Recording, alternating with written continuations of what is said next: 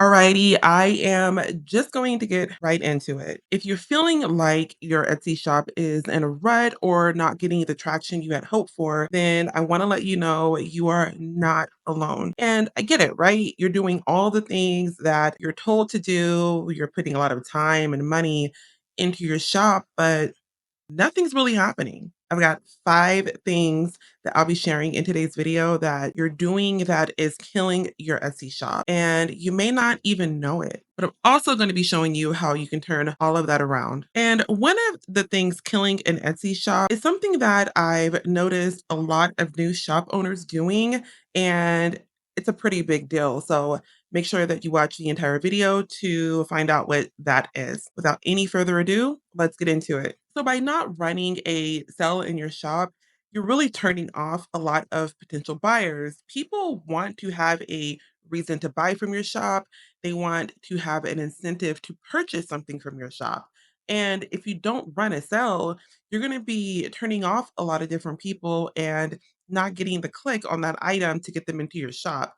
Now, there will be times where you'll have a customer who loves what you have so much, they don't care if you have a sale or not, but the majority of people want to feel like they're getting a deal. And what I realized from my own experience is if you're running that sale, that'll get people into that listing, but then they may go into your shop to see what else they can get on that sale, which will increase your AOV, which is your average order value when you're making more money. And that will help traction of your items begin to grow and take off. So, really think about running a daily sale. And that is something that you can do in about 15 minutes, one time a month, just by going into your shop manager and then clicking the marketing tab to get that set up. Using low quality mockups may be the most critical thing you're doing that could be killing your Etsy shop. Your mockup image, especially that thumbnail, is really a first impression that a potential shopper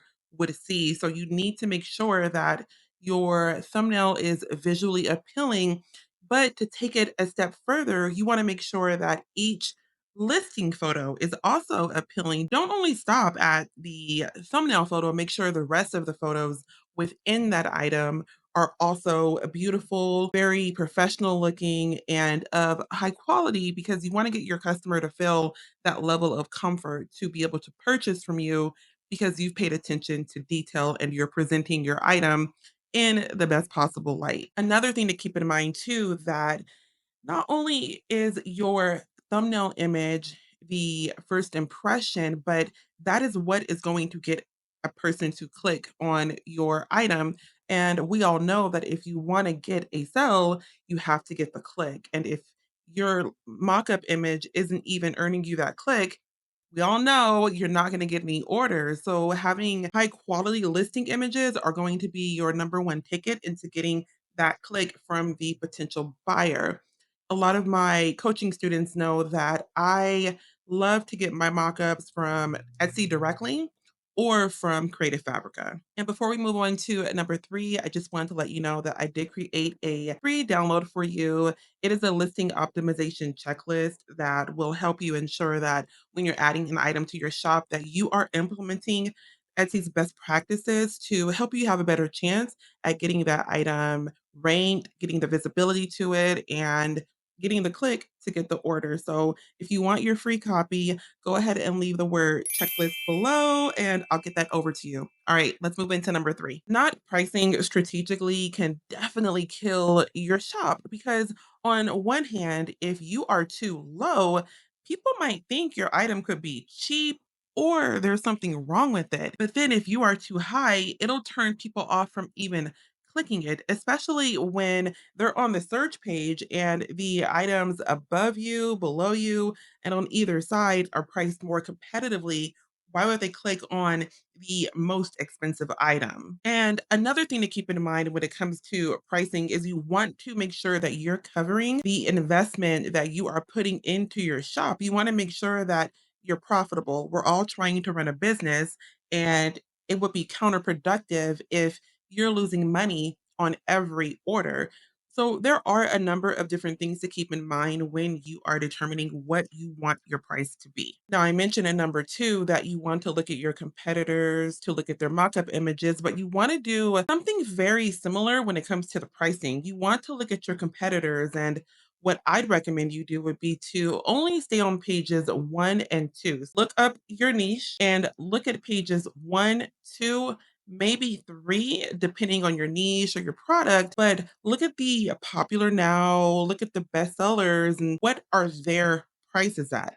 You want to write down each of those, write them down. Then what you want to do is take the average of all of those prices and make sure that the amount that you're left with is an amount that you're comfortable with. And then you can tweak up or down accordingly. But that will definitely give you a good starting point to ensure that you are within a competitive range in order to stand a chance against your competitor. That'll give you a good launching point to ensure that you do have a chance to get the click and remain competitive. Another major shop killer is adding items to your shop that you've done no data research on, you've done no market research, no design research. A lot of new shop owners, myself included when I was new, tend to only put things in their shop that they like. There is no type of research done behind it. And then they wonder why the items that they added to their shop that they like, nobody else is buying. You have to make data driven decisions for your shop to make sure that there's even a demand for it. And when I work with newer shop owners and I see that, I just go, "Oh, why are you doing that?" By only putting things in your shop that you like and you haven't done a lick of research on it. You're really killing your shop before it can even do anything. If you are running your shop more like a hobby, which is completely fine, but if you want to make it profitable, then you cannot only use your gut to add items to your shop. You need to do the research. It really is a non negotiable. Now, there are more than one way to do market research. The free way would be to go directly on Etsy in the search bar and type in what you want to sell and look at the search terms that come up underneath that particular item to see what people are actually typing in. Now, the catch with that is you can't really determine how much competition there is, unfortunately. You are kind of still going in the dark, but it could be a good launching pad. Now, for those of you who are really ready to level up your shop, I highly encourage you to invest in a research tool. I use Everbee. I have a link below in the description if you want to try it out for free. But there are a ton of other research tools out there. Even if you don't go with Everbee, I highly encourage you to try out something which is better than nothing. Okay, now if you are not A/B testing, then you are quite frankly missing out on a ton of valuable information. Now, for those who don't know, A/B testing is when you duplicate a listing, but you change out one part of it only. You can change out the thumbnail photo, you can change out the SEO, you can change out the description, or you can even change out the price. And you take that information from both items to gain a better understanding of what will connect with your customers better. Example, in my digital shop, I have two different mock up photos. When I do my A/B testing, I tend to pretty much only just do the thumbnail photo. And in my print on demand shop, I will have a model mock-up and a flat lay mock-up because people will resonate with different type of images, and over time I'm able to ascertain what works better for my shoppers over another tactic. So in my print on demand shop, I've learned that model mock-ups just tend to perform better. And in my digital download shop, I've realized that one type of mock-up aesthetic performs a lot better as well. And I can take that information and then apply that to future listings that I add to my shop to have a better chance of getting the traction and really learning what is connecting with my customer base. And don't forget to leave the word checklist below so I can get that free download over to you. Earlier in the video, I mentioned running a sale in your shop and how important and game changing that can be. Check out the video now on your screen where I show you exactly how you can get that set up in only about 15 minutes and you're good to go for the entire month. I'll catch you guys over there.